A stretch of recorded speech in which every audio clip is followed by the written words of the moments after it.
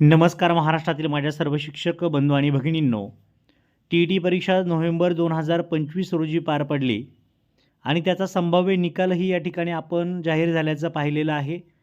त्या संदर्भातलीच एक महत्त्वाची न्यूज म्हणजे परीक्षेचे संभाव्य प्रश्न मिळाले, विद्यार्थ्यांची कबुली त्या ठिकाणी झालेली आहे. म्हणजे थोडक्यात हा जो पेपर होता तो काही भागांमध्ये त्या ठिकाणी फुटलेला होता आणि त्या संदर्भात त्या ठिकाणी दोषी असणारे संपूर्ण आरोपी मिळालेले आहेत. खरं तर हे प्रकरण होणे अपेक्षित नव्हतं, कारण की असे एवढे प्रश्न जर त्यांना मिळाले, जवळपास आपण जर पाहिलं तर 61 जणांचे जबाब पूर्ण झालेत.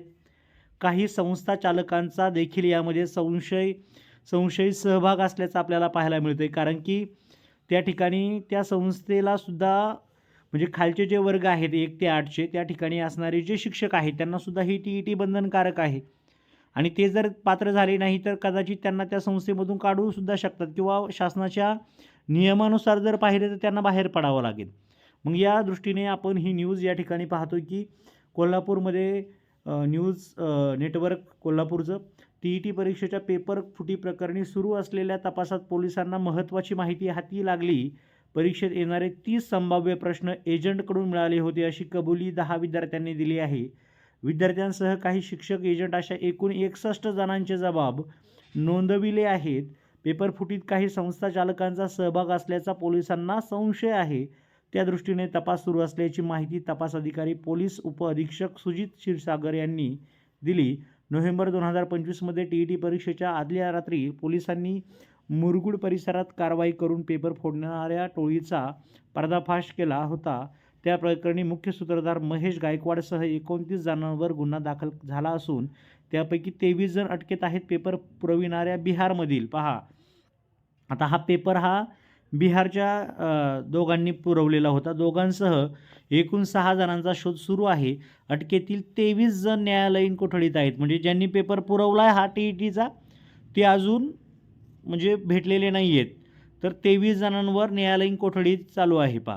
त्यांच्याशी संबंधित असलेल्या काही विद्यार्थ्यांना यापूर्वी परीक्षेतील 30 संभाव्य प्रश्न मिळाले होते. चौकशीसाठी बोलवलेले म्हणजे 30 प्रश्न जर मिळाले, तुम्हीच विचार करा त्या ठिकाणी एका गुणासाठी आपला शिक्षक किती तळमळतोय आणि यांना 30 प्रश्न जर मिळाले असतील तर हा मोठा त्या ठिकाणी अन्याय म्हणावा लागेल.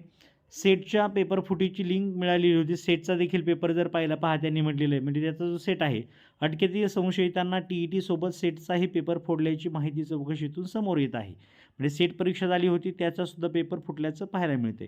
तर या संदर्भात जर पाहिलं तर ही पेपरची उजळणी कुठं करून घेतली होती त्या उमेदवारांची कॅन्डिडेटची फार्म हाऊसवर पेपरची उजळणी केलेली होती. अटकेतील एजंट परीक्षेपूर्वी विद्यार्थ्यांना काही फार्म हाऊसवर बोलावून घेत होते. मोबाईल काढून घेऊन पेपरची प्रत त्यांना पाहण्यासाठी दिली जात होती. पेपरमधील प्रमुख प्रश्नांची उजळणी करून घेतली जात होती. पेपरचे फोटो किंवा झेरॉक्स कॉपी कुठेही बाहेर जाऊ नये याची विशेष खबरदारी घेतली जात होती अशी माहिती पोलिसांनी दिली. सातारा जिल्ह्यातील मोठ्या धरणाजवळ असलेल्या फार्म हाऊसमधून टोळीचे काम सुरू होते अशी माहिती चौकशीतून समोर आल्याचे आपल्याला पाहायला मिळते. तर अशा पद्धतीने हे 30 प्रश्न जवळपास त्यांना त्या ठिकाणी रिव्हिजन त्यांची करून घ्यायची आणि त्यांना त्या परीक्षेमध्ये पात्र करून द्यायचं हे या टोळीचं महत्त्वाचं ध्येय होतं. कारण की एक गुण मिळवणं अवघड असं, यांना 30 गुण जर मिळाले तर फायदा 100% होईल. बरेच जण पाससुद्धा झालेले असतील. या संदर्भात पुढील चौकशी सुरू आहे. ठीक आहे. तर सर्वांना आता पुढच्या येणाऱ्या परीक्षेत समजा या परीक्षेत यश मिळालं नसेल तर येणाऱ्या पुढच्या परीक्षेत देखील तुम्ही चांगली तयारी करा. 100% तुम्हाला यश मिळेल. सर्वांना all the best. Thank you so much.